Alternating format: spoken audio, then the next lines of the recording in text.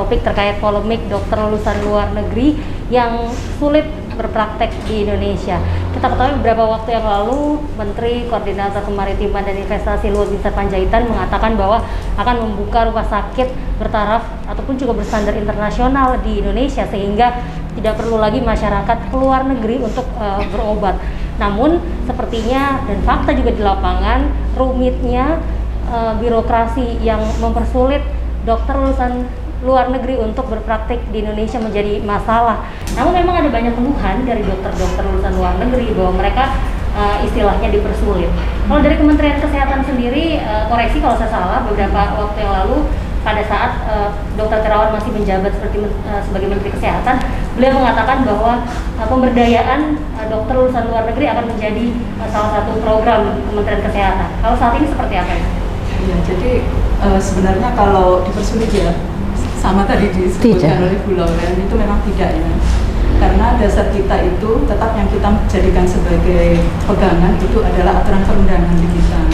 Kalau untuk dokter itu kan ada Undang-Undang Praktik Kedokteran nomor 29 tahun 2004 ya, bahwa setiap dokter yang praktek di Indonesia itu harus punya STR. Jadi STR itu sebenarnya lebih kepada sebagai tanda bahwa yang bersangkutan itu sudah kompeten untuk melakukan praktik kedokteran. Karena apa? Karena kita juga harus melindungi masyarakat kita. Jangan sampai dia mendapatkan pelayanan dari seorang dokter yang tidak kompeten. Nah, salah satunya itu adalah dengan STR. Nah, STR ini baru bisa diperoleh kalau dia sudah lulus uji kompetensi. Jadi harus punya sertifikat kompetensi dulu dari Kolegium. Mudah-mudahan nanti hal ini lebih clear-nya akan dijelaskan dari ini ya, Dr. Putu dari KKI. Jadi itu dasarnya. Kemudian bagaimana dengan lulusan yang dari luar negeri? Jadi sama seperti lulusan yang dari dalam negeri, dia juga harus melalui prosedur yang sama. Tetapi memang ada perbedaan. Karena apa? Karena mereka yang lulus dari luar negeri itu secara kurikulum mungkin beda dengan kita. Jadi ada kemungkinan dia secara secara kompetensi yang diajarkan di luar negeri mungkin ada hal-hal yang harusnya dia pelajari karena itu menjadi satu hal yang spesifik untuk mungkin dari sisi penyakit atau apa gitu ya. Itu yang harus dia pelajari, itu yang mungkin belum dia dapatkan pada waktu di luar negeri. Nah, oleh karena itu, ketika dia masuk ke Indonesia, dia juga tetap harus mengikuti yang namanya uji kompetensi.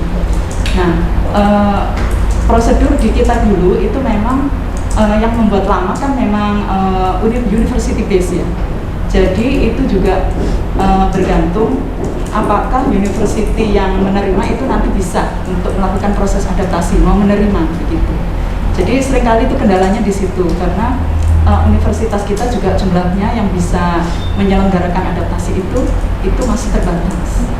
Nah, kemudian tadi sudah disebutkan yang kebijakan Pak Menko Marves bahwa untuk mencegah devisa asing lebih banyak lari keluar, itu memang salah satu caranya itu adalah bagaimana mewujudkan suatu rumah sakit yang di situ mempunyai SDM yang punya kapasitas setara dengan internasional.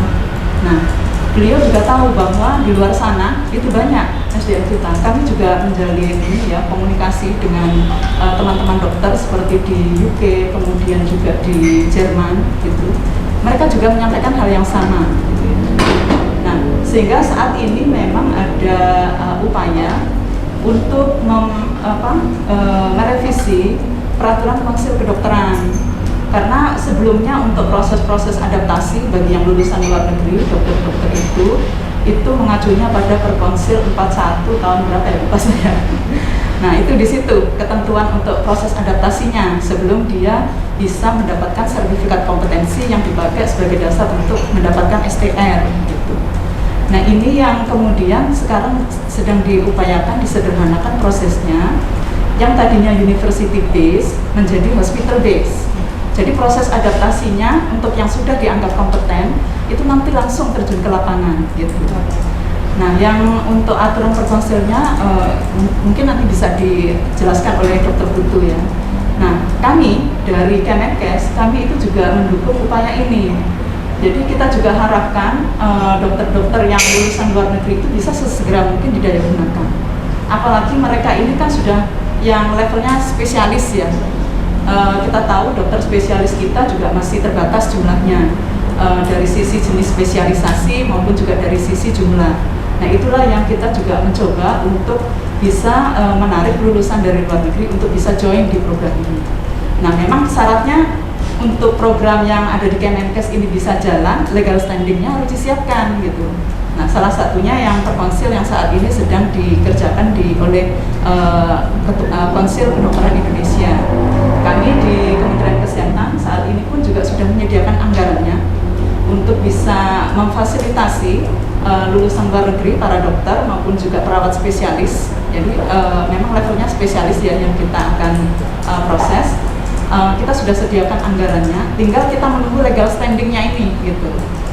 Kami juga siapkan perangkatnya, peraturannya di Kementerian Kesehatan supaya nanti ini bisa menjadi payung untuk implementasi peraturan Konsil yang untuk program adaptasi ini. Jadi prosesnya kami ini sekarang ini paralel gitu. Jadi cukup intensif kami bertemu dengan Konsil. Kemudian Konsil sendiri juga harus mempertemukan seluruh kolegium segitu banyaknya gitu ya. Memang prosesnya itu tidak ringan. Kemudian kita juga koordinasi dengan Kementerian Pendidikan itu juga ya, untuk yang Dikti itu juga kita harus ini bersama-sama. Nah itu proses yang sekarang ini sedang kita lakukan. Mudah-mudahan sih ini tahun ini sudah bisa berjalan. Mengutip kata Pak Melki tadi, kita harapkan bahwa dokter lulusan luar negeri dapat diterima di Indonesia sebagai orang-orang yang nanti akan memajukan Indonesia khususnya di bidang kesehatan. Saya Prilia Kartolo, kita akan kembali di diskusi menarik lainnya di Rumah Kebudayaan Nusantara Antasari. Terima kasih.